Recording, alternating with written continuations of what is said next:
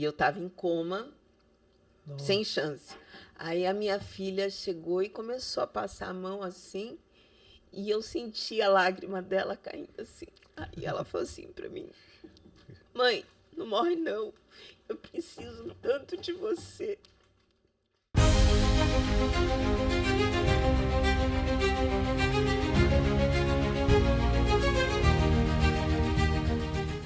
Você sabia que no Brasil, cerca de 38 pessoas cometem suicídio por dia? Isso significa que a cada 40 minutos perdemos uma vida. E um dos dados mais preocupantes é que a faixa etária entre 10 e 24 anos é a que mais cresce nesse índice. Bem-vindo ao Superação Sem Filtro. Eu sou Bruno Ario. Aqui nós compartilhamos histórias reais de dor, luta e principalmente superação, abordados com transparência e principalmente de uma forma transformadora. Eu não sei o que você está passando pela sua vida, mas de uma coisa eu sei. Fica com a gente, que até o final desse episódio, com certeza, você vai se sentir revigorado e pronto para superar os seus desafios. Por isso, se inscreva no canal, curta e principalmente compartilhe para que outras pessoas possam ouvir histórias de superação. Hoje nós vamos abordar um tema muito sensível. Uma mulher forte e guerreira que perdeu o filho para o suicídio. Bom, Sandra Campos é uma ativista comprometida com a prevenção do suicídio e apoia famílias afetadas por questões de saúde mental. Como líder do projeto Política Solidária, ela tem se dedicado a promover iniciativas que valorizam a vida da família. Sandra também já atuou como presidente do PTB Mulher sob a liderança do deputado Campos Machado e atualmente é presidente da FETREBARS. Ao longo da sua trajetória, ela participou de reuniões com diversas lideranças políticas, incluindo o deputado Fausto Pinato, o vereador Paulo Frange e outros deputados e vereadores e também prefeitos, hein? Para apresentar propostas de políticas públicas voltadas à prevenção do suicídio. Sua atuação vai além do ativismo. Sandra já contribuiu com 13 sugestões de projetos de lei que têm como foco a proteção de vida e o fortalecimento das famílias. Sua história pessoal e profissional é uma inspiração e hoje ela compartilha conosco um propósito que ajuda a salvar vidas. Sandrinha, meu amor, tudo bem com você? Tô até emocionada com o que você colocou. Tá tudo ótimo, eu tô muito feliz. Eu acho que assim, eu te conheço. Eu vejo a sua luta em ajudar ao próximo, em levar esperança, amor, carinho para aquelas pessoas que são esquecidas pelo poder público. É muito fácil você fazer uma caridade num lugar onde te dá holofote, onde você brilha, onde você aparece. É muito raro as pessoas saírem da sua casa e fazer caridade para um morador de rua que ninguém vê, que ninguém sabe, ou seja, é a política do bem, a política da continuidade. Estou muito feliz que você está com o programa e espero estar aqui para ser uma superação junto com você. Você é uma superação, você é maravilhosa e muito obrigado por compartilhar a sua história, principalmente. Agora, vamos já começar, Sandra. Vamos lá. O que é família para você? Me fala. Uma pergunta difícil, né? Família é o que eu mais amo no mundo. Família é a união de pessoas, é você acolher. Eu brinco que eu sou a galinha, né? Eu brinco que eu sou uma galinha que coloca os pintinhos embaixo e protege. E tá sempre cuidando, sempre se preocupando, sempre querendo bem-estar, sempre procurando algo melhor. Eu acho que não tem nada. Eu vou contar uma história para vocês. Meu pai tinha um par de sapato furado e ele contava isso com muito amor. Ele saiu uma vez para comprar um par de sapato porque o dele estava furado. E ele contou que quando ele saiu, eu pedi uma. Eu era criança, devia ter uns 4 anos. Eu pedi uma boneca. Em frente à loja de sapato, tinha uma loja de brinquedo. Ele voltou com a boneca e não voltou com e voltou com a boneca e não voltou com o sapato. Então, ser pai, ser mãe, amar de verdade é se doar, é colocar o filho em primeiro lugar. Eu acho que mais ou menos isso, pelo menos é isso que eu sinto, né? Que lindo, que lindo, que lindo. E me fala, você tem o Diogo, são 2 filhos? Então vamos lá. Vamos lá, me conta Posso como é que voltar é. um pouco Volta, atrás? volta, Então, volta vamos lá. atrás, vamos lá. Eu vou colocar a minha história, porque acho que a minha história de vida é uma história de muitas mulheres. Sim. E muitas mulheres que estão no fundo do poço. E chega no fundo do poço, você só tem Deus para orar. Eu sou filha de manicure e filha de um mecânico balconista de autopeças. Meus pais eram muito pobres. Eu casei, infelizmente casei com um alcoólatra.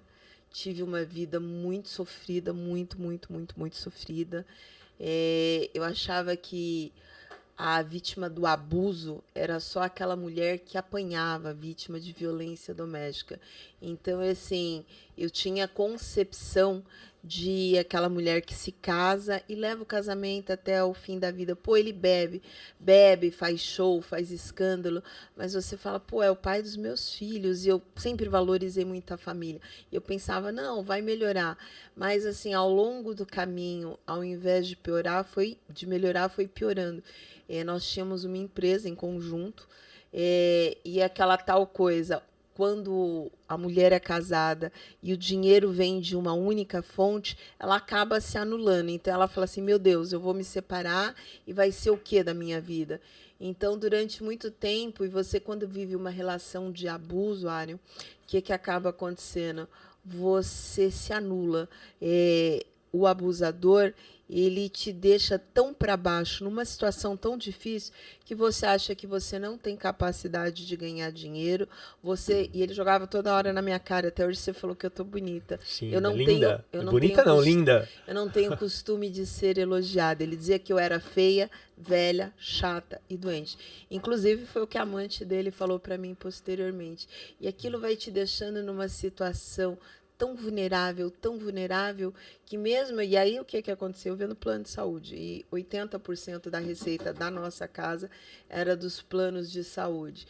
E olha só que coisa, como é que você mergulha numa situação tão louca? Eu achava que eu não tinha do que sobreviver. E eu falava, gente, se eu me separar, eu vou viver do quê? Imagina eu, super empoderada, nessa condição. E você fala assim, do que eu vou viver? E eu achava que eu não tinha do que viver. Imagine a mulher que não trabalha, que tem 3, 4 filhos, que é dona de casa, que apanha, que é maltratada, que vê os filhos sendo maltratados. O que você acha que ela fala? Ela fala, meu Deus, eu vou separar, os meus filhos vão morrer de fome. Então, ela se submete a essa situação. Porque o que acaba acontecendo? Para o narcisista sobreviver, ele precisa te diminuir. Então, assim, eu me senti uma pessoa feia, por mais magrinha. Teve uma época que eu estava pele e osso, e ele ainda continuava falando que eu estava gorda. Eu já estava usando 36, não tinha mais número. Você olha a minha cara das fotos, assim, enxupada.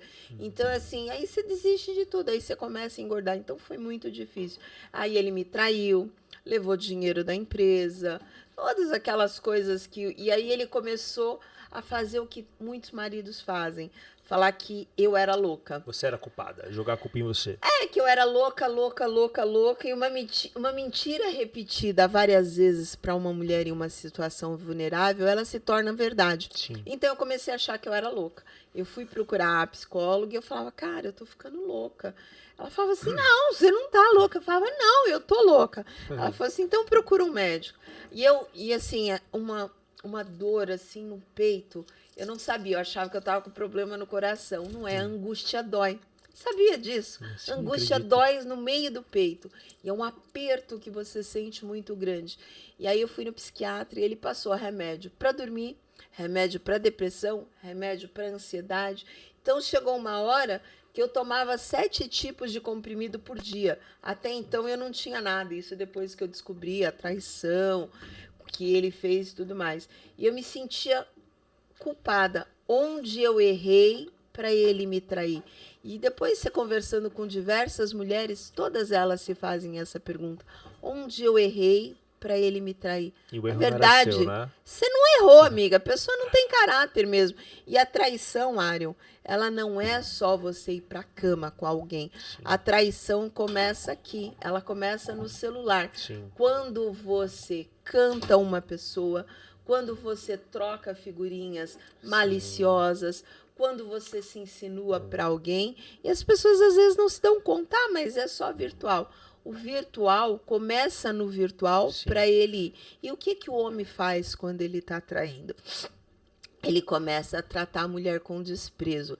Então, assim, você se sente... E eu vou te falar uma coisa. A pior tristeza que tem é a solidão a dois.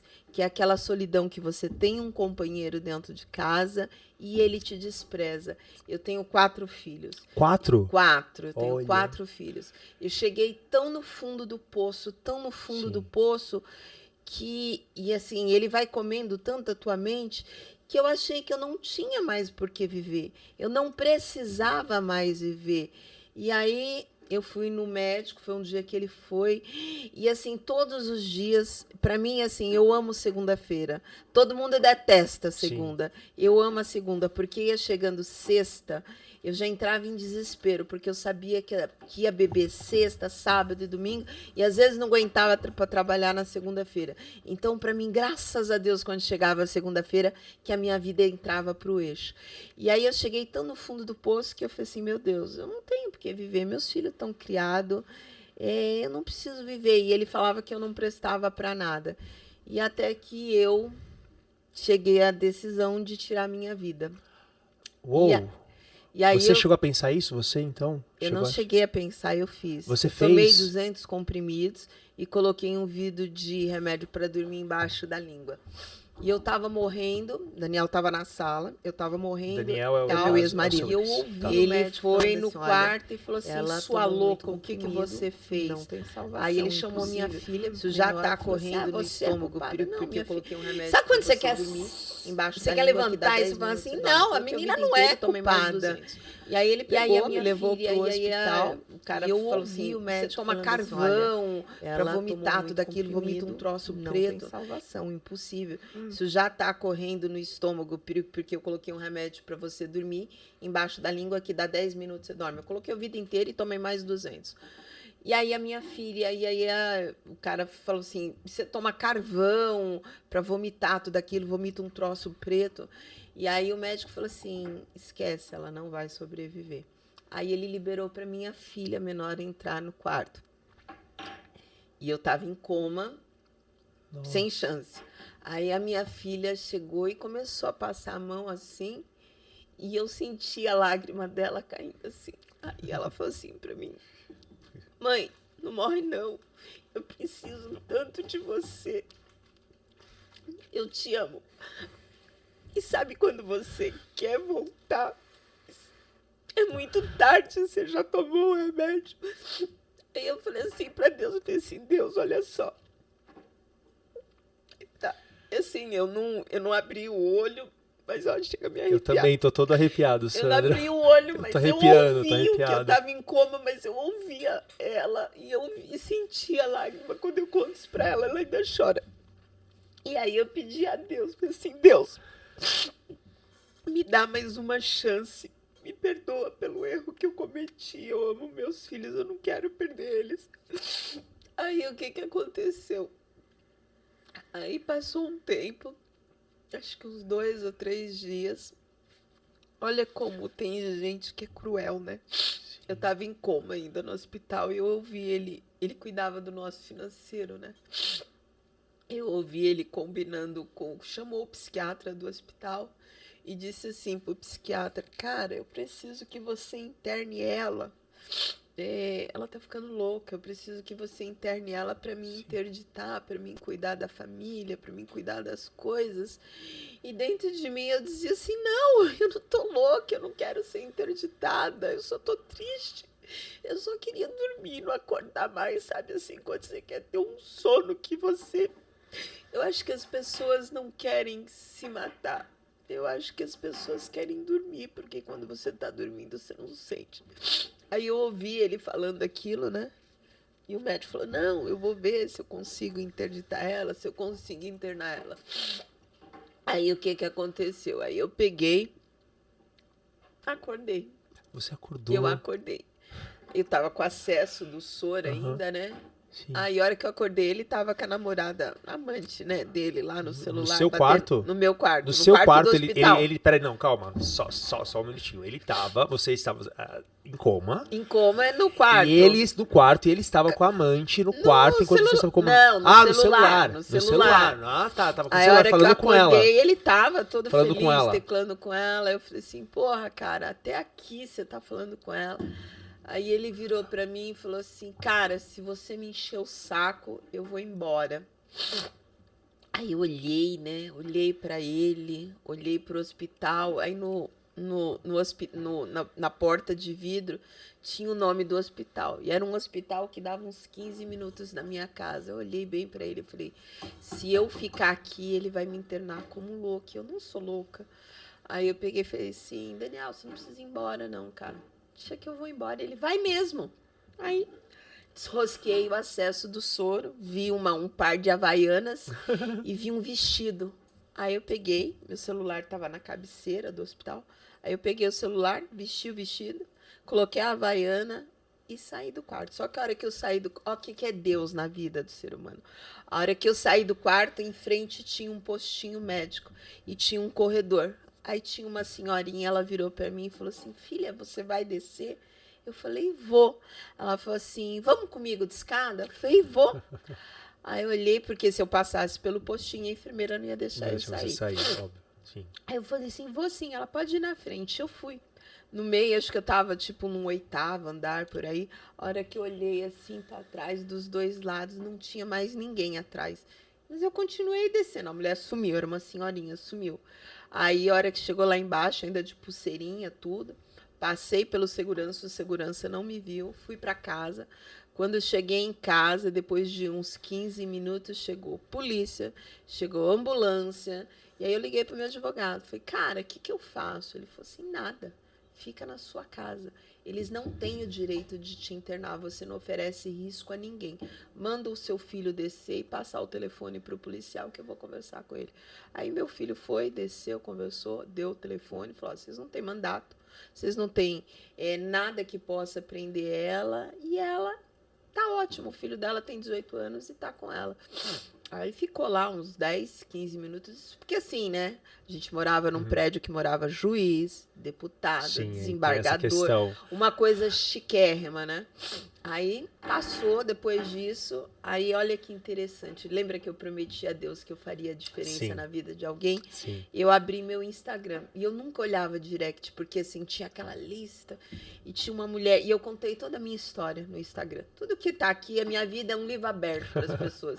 Aproveitando, sigam, depois a gente vai passar as redes sociais da Sandra para vocês seguirem também, acompanharem diariamente ela, viu? E uma seguidora minha postou uma foto do filho dela que chama Lucas. E ela contando, Lucas, ele não anda, ele não fala, ele é um bebê de 6 meses. Por incrível que pareça, ele tem 24 anos, a idade do Diego. Aí, o que aconteceu? Quando eu olhei para o menino, ele teve paralisia cerebral. Quando o médico descobriu que ele ia ficar o resto da vida assim, sabe o que o marido dela fez? Não. Largou ela. Nossa, largou ela. Aí ela saiu de São Paulo, foi morar em Goiânia, porque o clima era melhor e a saúde lá, ela falou que atendia melhor o Lucas. E eu fiquei olhando e eu chorava. Por incrível que pareça, eu chorava. E ela me contando que naquele dia a geladeira dela tinha uma cebola.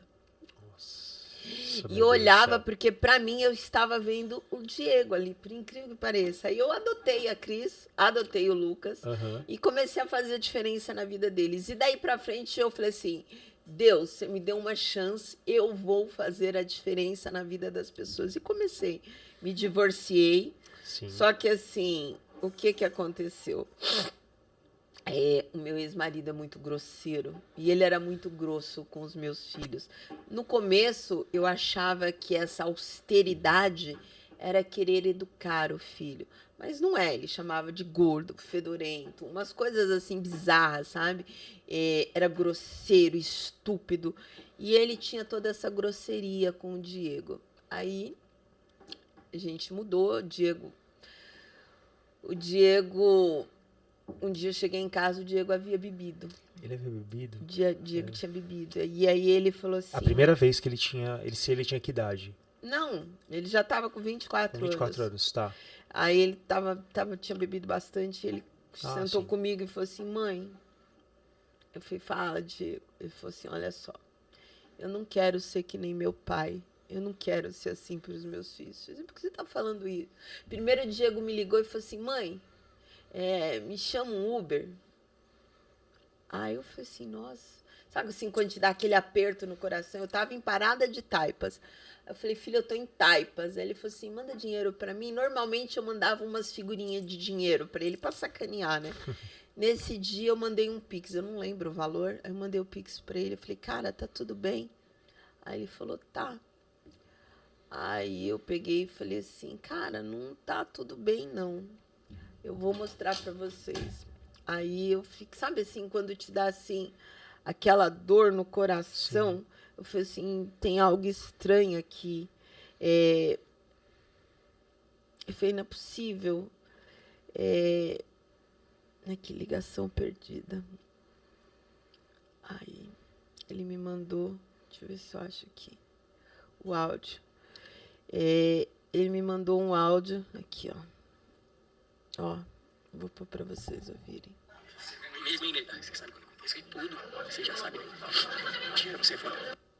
Aí foi o último áudio que ele me mandou. Esse foi o último áudio dele? Foi o último áudio. Aí eu falei assim, por incrível que pareça, ele tava falando assim, a minha mãe mesmo, você sabe de tudo, porque eu senti ele triste, ele não falou nada. Aí eu disse assim para ele, minha última mensagem para ele, você importa para mim, amo muito você, dou minha vida para você. Ele respondeu assim, não se preocupa comigo não, mãe. Falei, ó, eu tô indo para casa. E larguei o que eu tava fazendo na rua e fui para casa. Aí eu cheguei em casa, aí foi onde ele falou assim, mãe, eu não quero isso para os meus filhos. Eu falei, o que você tá falando? Ele falou assim, eu quero ser um bom pai. Aí eu tava com um amigo meu, ele falou assim, cara, me conta como é que é teu pai. Aí ele te ama. Aí o cara disse assim, pô, ele é legal. Aí ele virou pro cara e falou assim, teu pai bebe? Porque quando o Daniel bebia, fazia ele passar muita vergonha, fazia ele passar vergonha com os amigos. Aí o cara disse assim, não, cara, meu pai não bebe. Ele falou, você é um cara de sorte. Aí eu falei, Diego, por que você tá falando essas coisas? Ele falou assim, esquenta não, mãe, só tô triste. Eu falei, tá bom. Cara, me arrependo tanto de não ter dado um abraço nele, sabe, naquela hora. Eu só falei assim, vamos lá, vamos jantar. Mas eu só queria que ele ficasse bem. Aí o que aconteceu? Aí eu fui, fiz a janta. Aí ele jantou, eu falei assim, cara, vai dormir. Aí ele falou assim, mãe, eu só vou tomar mais uma cerveja, vou dormir. Tá bom. Aí eu tava dentro de casa. Infelizmente, você acha que você tá dentro de casa. O seu filho vai estar protegido, lendo engano, não tá? O que aconteceu? No dia seguinte, a gente tinha um almoço marcado. Ia almoçar, minhas filhas iam lá. A Patrícia chegou lá 2 horas, a gente levantou, fez o almoço. Ele dormia lá no quarto do fundo. A gente levantou, fez o almoço.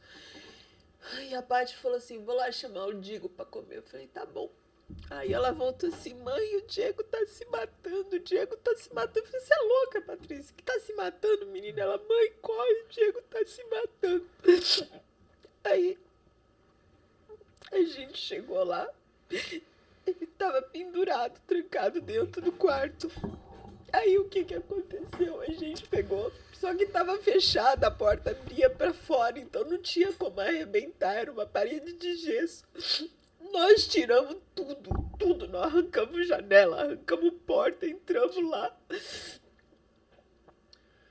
Cara, Ele tava pendurado com o cadastro Nossa, do tênis. amiga, Aí eu nossa, cortei aquilo ali e ele ficou no meu colo. Mas assim, cara, ele tava perfeito. A única coisa é que a língua tava um pouco inchada. Eu ficava olhando e falava, cara, por que você fez isso? Cara, é assim. O pai dele é tão infeliz, foi um sujeito tão ruim, sabe o que aconteceu? Eu peguei o telefone da menina, liguei pra ele, falei, Daniel, o Diego morreu. Ele tava bêbado. Aí ele falou assim, fala sério, não enche meu saco. Tinha 3 anos que eu não falava com ele. Eu falei, cara, o Diego morreu. Fala sério, não enche meu saco, pra que você tá ligando? Eu falei assim, cara, o Diego se matou. Passa o telefone pra alguém que sabe falar. Aí o rapaz pegou e falou assim, eu sou policial militar, tô aqui. Aí ele virou pro cara, só que ele falou, qual é a sua patente? E cara, pra mim foi... Olha, a gente tá preparado pra nascer. Mas infelizmente a gente não tá preparado pra morrer.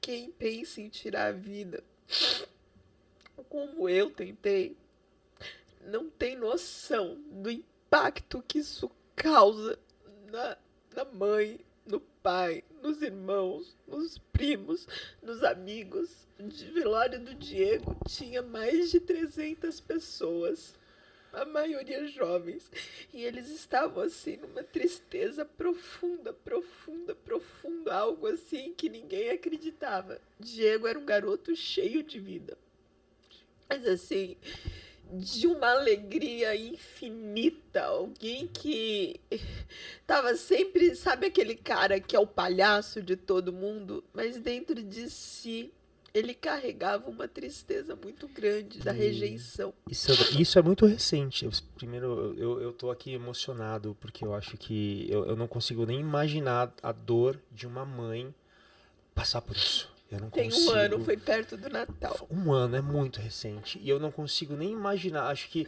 eu não consigo nem chegar perto de imaginar o que você sentiu nessa hora. E a sua força e a sua coragem. Eu te admiro muito. Por isso que eu te acho uma mulher muito, muito admirável. Porque eu não consigo. Pra mim é algo que eu não consigo nem. E é muito recente essa história. Você lidar com essa dor. E como que o Diego era? Como que ele era? A gente tem uma foto Alegre. dele. Será que a gente consegue colocar uma foto do Diego pra gente ver?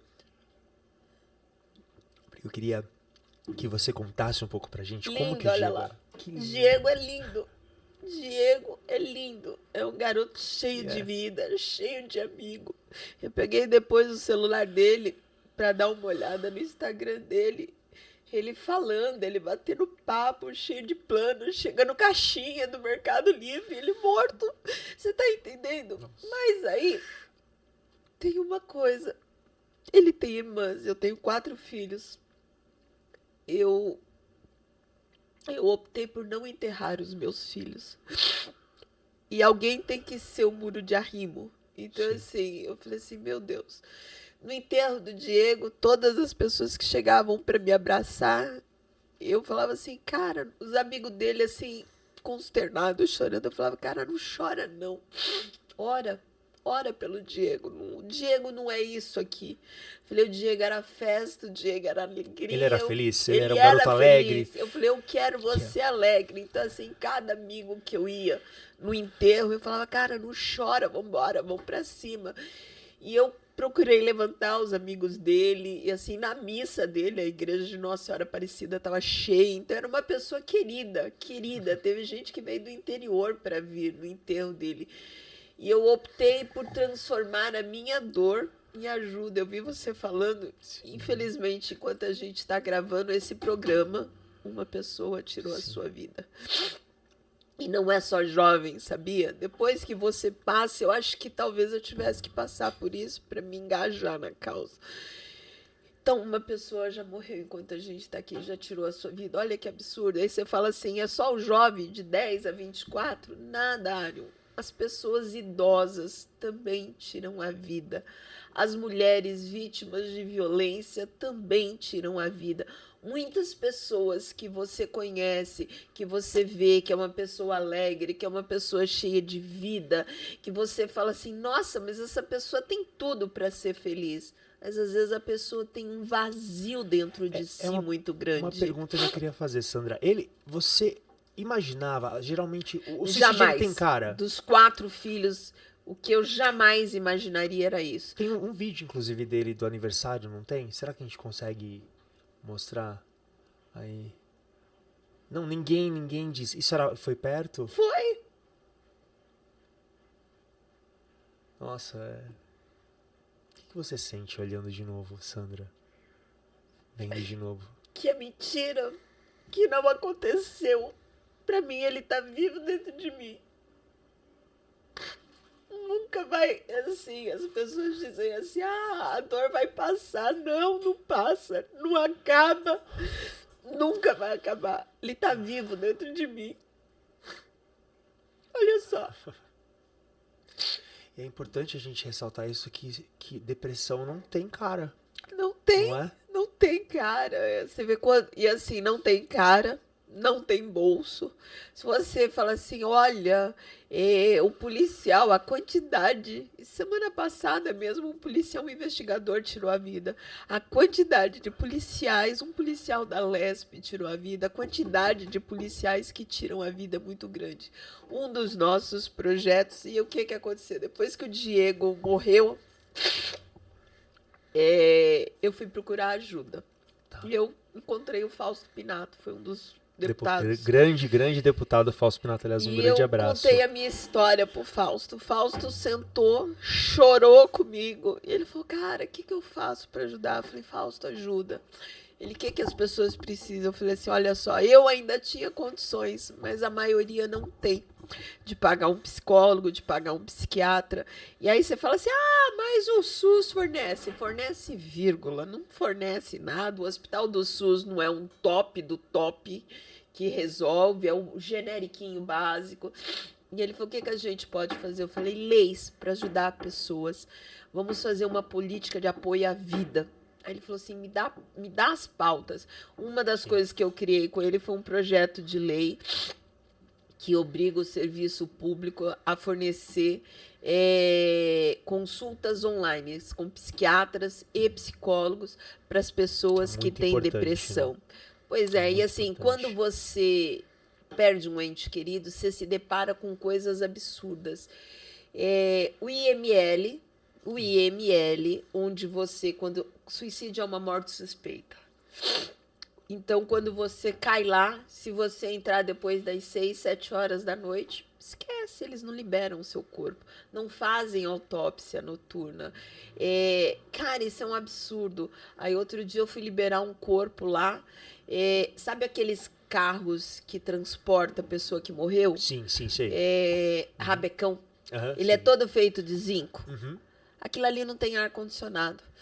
Você passa o dia inteiro dentro de um carro daquele morto, sem ar-condicionado. Então, assim, pensa São Paulo num dia de 40 graus. Como hoje, né? Pois é, eu cheguei lá, tinham 6 carros, e olha que eu converso. Eu fui conversar com os motoristas, falei, vem cá, você tá com esses corpos aqui, esses corpos desde que hora? Desde as 8, desde as 9 da manhã. Eu falei assim, tem ar-condicionado? Ele falou, claro que não. Eu falei assim, não tá cheirando? Ele falou assim, pensa, e tem pior, você morre na sua casa, a perícia tem que ir lá. Aí eu peguei e falei assim pro policial, vem cá, vocês vão tirar meu filho. Daqui que horas? Ele falou assim, dona Sandra, você tem relacionamento? Eu falei, por quê? Ele falou assim, porque seu filho vai ficar aqui no mínimo 24 horas. Eu falei, não vai. Ele falou assim, tem que vir a perícia e tem que vir o Instituto Médico Legal para buscar. Eu falei, como assim? Ele falou assim, só tem 2 equipes, se eu não me engano, e são 5 ou 6 carros para recolher São Paulo inteiro. São Paulo inteiro? Meu Deus do céu. Aí eu falei assim, não. Aí o que eu fiz? Comecei a ligar para todo mundo que eu conhecia. Chegou uma hora que eles acharam que era o filho de alguém importante, porque até os cachorros eu liguei. Onde tinha uma pessoa, ele falou assim, ligue para todo mundo que você souber que tem algum tipo de influência. E eu liguei. Por incrível que pareça, deu 3 horas, meu filho já estava no IML. Ele foi liberado à noite, graças às pessoas que me ajudaram. Que te ajudaram. Então, e quem não tem ajuda? Exato. E quem não Como tem funciona, ajuda? né? Como é que fica? Então, agora, o que, que a gente tem feito? Pra você ter ideia, é tão bizarra a coisa, tão bizarra, que você, lá no IML, para reconhecer ou para liberar um corpo, você chega lá, o seu telefone já vazou. Então, quando você tá ali para liberar, eu estava em casa com meu filho no quarto. Tinha um monte, e meu filho deu o meu número de telefone para colocar no boletim de ocorrência. Sim. Não existe lei de proteção de dados. As funerárias começam a te ligar: oi, dona Sandra. Peraí, só me atualiza. Na hora que. Peraí, Meu filho no estava momento, morto em casa. Já te ligaram da funerária? Porque Eles começam a ligar? Começa a ligar, porque o que, que acontece? Que Você vai. absurdo. Cara, se ficar escolhendo foto de caixão, o que que acontece? Você vai até a delegacia, você chama 190 para tirar uma pessoa que faleceu em casa, e aí essa viatura vem, fica de plantão com o corpo, guardando o corpo. Uma outra viatura te acompanha até a delegacia para fazer um boletim de ocorrência. Quando você faz o boletim de ocorrência, você dá seu nome, RG, CPF, endereço e telefone. E aí, esses dados vazam. Então, assim, não tem lei de proteção. Então não tem nenhuma lei que proteja até a família referente a isso. Não. Aí, eu não sabia. Isso pra mim é totalmente novo. Isso pra mim é... Aí o que acaba acontecendo? O Diego tava lá, morto, e a funerária me ligando. Olha, esse caixão aqui custa 5 mil, esse aqui custa 7 mil. Esse aqui, olha, coroa de flor é 550. Posso pegar para fazer? Eu falei, não, vocês não vão fazer nada. Eu não quero escolher caixão. Eu não quero saber de caixão. Meu filho tá aqui. Eu não quero escolher caixão. Aí, assim, eu tinha um plano funerário que ia cobriu tudo, bonitinho. Mas, assim, o tempo todo eles ligaram oferecendo. E aí, olha só que absurdo. Quando você vai lá para reconhecer o corpo e liberar, você fica lá, ó, horas e horas e horas aguardando. Quando aí eles fazem um papel para você seguir até o serviço, até o cartório para fazer a certidão, uma pré-certidão de óbito. Aí chegou lá e erraram uma coisa na certidão. Tem que voltar. O que você faz? Você volta de novo mas que burocracia. pro IML. Que burocracia. O que nós temos que ter? Um departamento do cartório dentro do IML que já faça isso, Sim. gente. É uma salinha com computador. Para que fazer? Agora você pensa, a gente ainda tinha carro. E o coitadinho que não tem carro e tem uma senhorinha que a esposa dele perdeu a vida. Ele vai pegar um ônibus de madrugada para ir lá no cartório, voltar porque tá errado e vai voltar de novo. Aí olha o absurdo. Quando você chega lá, que você vai liberar o corpo e tudo mais, tem as funerárias, porque assim, se você tiver o CAD único, você consegue o caixão de graça, que é aquele caixão de caixa de batata. Sim. Que não vale nada. Você pega na alça, parece que o bicho vai cair.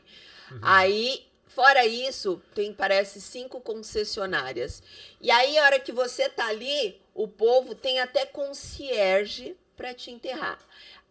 Uma dessas 5 concessionárias fica ali tudo em cima de você, feito um bando de urubu. Urubu, isso que eu ia falar, exatamente. Urubu. Um monte de urubu em cima. Te oferecendo, você e quer nem internar? respeitando a sua dor. A dor que você tá no Olha momento, que só, acho que é o mais importante Eu de tudo, acho, é isso. Ariel, que o dia você tem que ir lá, vamos gravar lá? Vamos sim. Eu quero ir. Ainda falei pro cara, no dia que eu fui, falei, vem cá, onde é que as pessoas ficam quando tá chovendo? Tem um telhado de mais ou menos uns 5x2 ou por 3, e as pessoas ficam ali. Eu falei, quando tá chovendo? Ele falou assim, hoje... E assim, aquele dia tava todo mundo espalhado, tava uma noite bonita. E quando tá chovendo, não tem onde as pessoas ficarem, elas ficam na chuva. Pensa que quando você perdeu um ente querido... O que acaba acontecendo? Você tem que telefonar para todo mundo, então você tem que ligar. As pessoas querem saber que hora vai ser o enterro, aonde vai ser enterrado. Infelizmente, quer saber do que morreu, quer te confortar. Só tem uma tomada de celular. Uma. E fica ao lado do bebedor, do lado de uma vassoura. Você fica em pé, do lado de uma vassoura, para carregar o teu celular. Lembra que aquele dia tinham 100 corpos, 5 caminhão do IML, estava tudo parado lá porque não tinha maca para receber todo mundo que morreu aquele dia, porque o IML estava cheio. Era um final de semana. 100, tinha 100 pessoas lá, mais ou menos. Uma Sim. tomada de celular para todo mundo. As pessoas faziam fila para ficar Pra com carregar um pouquinho o celular. Com aquele bando de urubu te oferecendo as coisas. Oferecendo serviço. Oferecendo E serviço me diz uma funerário. coisa. Os projetos que você fez junto com o Dr. Fausto Pinato, você pode explicar um pouco pra gente? Porque eu acho muito interessante como você conseguiu transformar essa. Imagina, gente, porque é algo muito recente, 1 ano praticamente. E como você. De onde você tirou força? Você acha que o Diego foi uma inspiração pra você tirar força? Foi. Porque Na verdade, assim, você vive... Eu vou falar alguns deles, ó. O PL... Isso, pra gente saber. Olha que absurdo. Olha que absurdo. O delegado, meu amigo, virou e falou assim, Sandra, você sabe que o número de suicídio é muito maior do que se tem?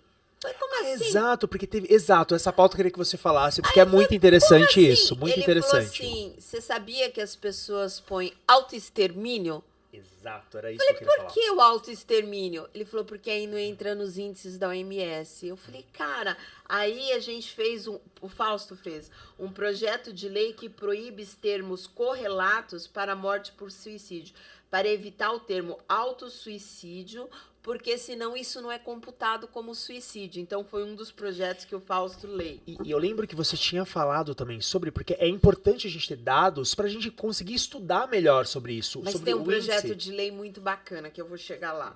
E lembra que você falou que é de 18 a 24? Sim, sim. O que a gente fez? Um projeto de lei para estudantes trabalhar, por exemplo, de direito, de assistência social, de psicologia, dentro de órgãos públicos e estágios não remunerados. Por quê? Para ocupar justamente a cabeça desse jovem. Sim. Porque quando... Diego não estava trabalhando. Quando você está trabalhando, você tem cansaço. É mais produtivo. Mas é uma A vida mais produtividade é produtiva. E um dos projetos de lei é o que obriga a consulta de telemedicina para psicólogo, com psiquiatra e psicólogo. E um PL de lei que fala sobre a prevenção de drogas nas escolas. Mas uma semana de... Por quê? A depressão, o álcool e a maconha, ela é um depressor. Então, uma coisa é aquela sensação de euforia, a hora que acaba, bate a depressão. Por isso que o usuário de droga, a hora que acaba, ele tem que usar de novo para estar feliz. Só que assim, se você começa a ensinar a criança desde pequeno, olha, e você mostra com exemplos, com aulas e tudo mais, é a prevenção de drogas na escola. O outro é o que... Você sabe que teve um aluno, um garotinho preto que estudava numa escola de rico, ele já era discriminado por causa da sua cor e porque eles diziam que o menino era meio gay. E de um colégio caríssimo, o menino cometeu suicídio. Então é um projeto de lei que proíbe o bullying. Você quer ver que absurdo? Esse aqui foi uma avó que me deu a ideia. Ela tem um netinho e o netinho chegou para ela e falou assim, não vou falar o nome do netinho nem o nome da avó. Quantos anos ele tinha, sabe dizer? 7, 8. 7, 8 anos. Eu quero mudar meu nome, 7, vó. 8 anos. Aí, eu falei assim, aí a avó dele falou, mas filho, por que você quer mudar o nome? Aí ele falou assim, vó, quero mudar meu nome porque viralizou. Vamos supor que o nome dele era Manuel. Aí tem aquelas pessoas bem debochadas, com uma coisa assim bem horrorosa, falando na internet, Paulo, vem aqui ficar comigo, vou te dar uma moto. Mas era uma coisa assim bem ridícula, bem vexatória. E esse vídeo viralizou na escola. Aí os moleques falavam assim, vai lá com o seu namorado. E o menino não era gay. Gente, então, mas assim, muito e o novo, menino não queria mais o nome e não queria mais ir para a escola. E ela falou assim, filha, me ajuda. Eu levei pro Fausto, ele também fez um projeto de lei. Vamos lá, e tem mais um outro projeto que ele é muito bacana. Por exemplo, um rapaz deu um tiro, tentou o suicídio, deu um tiro no pé. Ele chegou lá no hospital, o médico do trauma falou brincando, deu um tapinha nas costas dele. Ô, rapaz, tu quer tirar a vida dando um tiro no pé? Dá um tiro na cabeça. O cara foi para casa, Fez isso. fez isso. E aí esse projeto de lei, ele cria um protocolo de atendimento para vítimas de suicídio quando derem entrada no serviço público, que é muito interessante.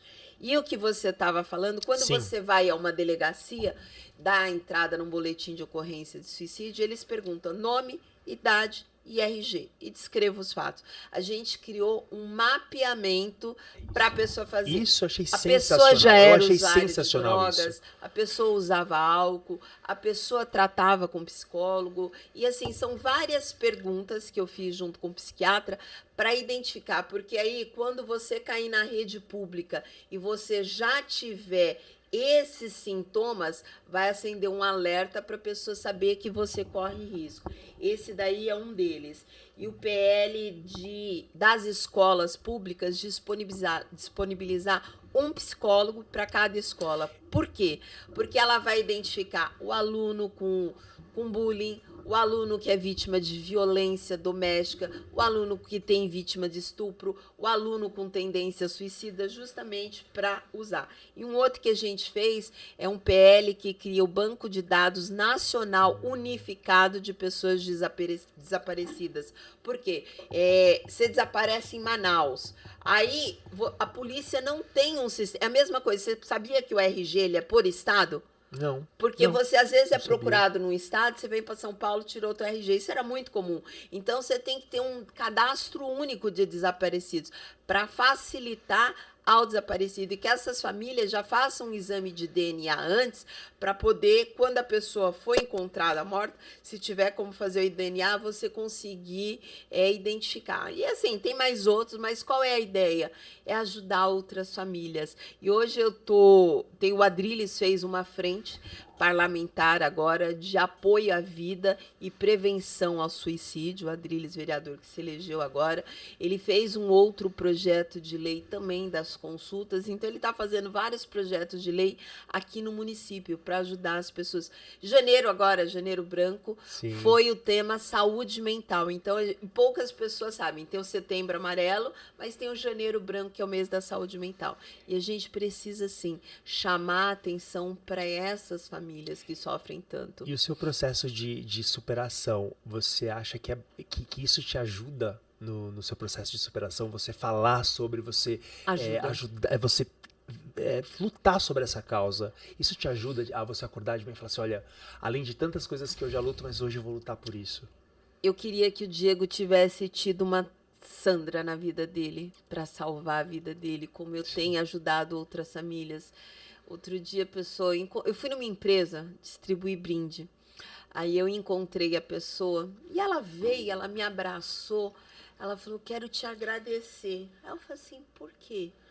Ela falou, por você ter falado comigo ontem. Eu não sabia quem ela era. Sim. E aí eu falei, caraca. Aí ela falou assim, eu queria tirar minha vida. Aí eu fui olhar nas minhas mensagens e eu fui super confortadora. Às vezes você fala com um estranho e não fala com pai e mãe. Sim. E ela falou assim, obrigada, você me ajudou a não tirar a vida. Então eu acho que assim, a vida do Diego, eu não posso mais salvar. Mas eu posso Pode sim salvar outras. ajudar a salvar outras vidas. Sandra, que história incrível, que história linda. Muito obrigado de novo por estar aqui com a gente compartilhando isso. Acho que é uma história de superação incrível. E agora, pra gente finalizar, eu queria que você mandasse uma mensagem para quem tá ouvindo a gente, agora, para quem tá passando por um momento difícil, para quem tá pensando em tirar a sua vida, ou para quem também passou pelo mesmo, né, às vezes não é só a mãe, mas a gente quem tá no ciclo ali em volta da pessoa que suicida sofre muito. Então eu queria que você mandasse uma mensagem pra gente poder finalizar para quem tá ouvindo a gente agora. Olha, eu vou falar primeiro como suicida que eu fui, né? A vida não acaba aqui. E eu sempre acreditei que a vida não acaba aqui. Mas às vezes você tá tão no fundo do poço, tanta dor, nego dizendo para você que você tá com frescura, que você não vê luz no fim do túnel. Você só quer deitar e descansar. Então é um ato que você faz que não tem mais retorno. E por incrível que pareça, às vezes no dia seguinte tem uma porta maravilhosa que vai se abrir. Então, vale a pena viver. Todos nós vamos, sim, passar por dificuldades, mas, assim, no fundo do poço existe um arco-íris. Então, depois daquela tempestade, tem a bonança, tem um dia maravilhoso. Reza, pede a Deus. E para as famílias que perderam um ente por suicídio, eu tenho uma coisa a dizer. A oração, o poder da oração de uma mãe é algo que ajuda muito o filho que partiu. Então, eu rezo com muito amor, com muita devoção. Peço todos os dias pelos meus 4 filhos para que Deus cuide do Diego, para que Deus o oriente, para que Deus pegue na mão dele, para que ele seja o pai que eu não tive para o Diego, que ele seja a mãe, que é a Virgem Maria, que eu falhei como mãe. Então, é assim, eu vou falar uma coisa para quem quer tirar a vida. Às vezes você acha que a sua vida não importa para ninguém, mas importa sim, você não tem noção da dor que deixa quando uma pessoa vai embora, os porquês que ficam. Você quer mais um tempinho com a pessoa, então, assim, acredite, você é amado, você é querida, você é adorada. Às vezes você está tão triste que você não percebe, mas você vai fazer muita falta. Não parta. É isso que eu tenho para dizer. Que maravilhosa, que incrível. É muito, muito, muito bom poder ouvir isso. Acho que é muito importante para quem está passando um momento difícil e querendo tirar a vida, ouvir palavras como essa, porque realmente você não está sozinho, viu? Sandra, a gente tem um quadro aqui no podcast que a gente finaliza, que é um bate-volta, se chama Superei ou Tá Difícil. Por quê? A vida é feita de superação. Né? A gente não acaba por aqui. A vida, ela sempre vem com uma dificuldade, de repente, pra gente fortalecer e ser pessoas melhores, né? Então, nesse quadro, vou te falar algumas coisas e você vai falar se você já superou ou se tá difícil. Tá. Sincerona. Vamos lá. Seguinte, Sandra, dizer não sem culpa. Eu tenho uma grande dificuldade de dizer não, isso eu não superei. Então tá difícil. Tá impossível, então mas difícil. Vou superar. Isso aí. Resistir àquela sobremesa irresistível, tá de dieta, aquela sobremesa. Superei, eu tô magrinha. É sério, é maravilhosa. Superou então, passou por uma vitrine com louvor. Olha isso, tenho que me inspirar nisso, então. Vamos lá. Aceitar que não dá pra agradar todo mundo. Tá difícil. Tá difícil. Dói no coração quando né? eu não agrado as pessoas. É, né? Pois é. Também compactuo com você, viu? Perdoar quem te machucou. Tá difícil. Tô sendo sincera. Não, sincera. Aqui é sem filtro. Aqui cara, é sem filtro. Dói você ajudar e a pessoa te trair, te sacanear, te machucar. Eu ainda tá muito difícil superar essas coisas. Não comprar mais de uma bolsa na loja. Impossível! Gente, sigam ela no Instagram porque, olha, as dicas de look dela são maravilhosas. Então, faz uma pergunta. Eu quero que você faça uma pergunta. Pergunta se eu superei a morte do Diego. Se eu vou superei perguntar, essa dor. Eu vou perguntar se a saudade. É impossível superar a saudade. Eu superei a dor. Tá. A saudade eu não quero superar. Porque eu quero sentir saudade, eu quero ele vivo na minha vida. A gente tem que superar a dor. A saudade, ela tem que existir. E lidar com datas comemorativas, como que é? Superou ou tá difícil?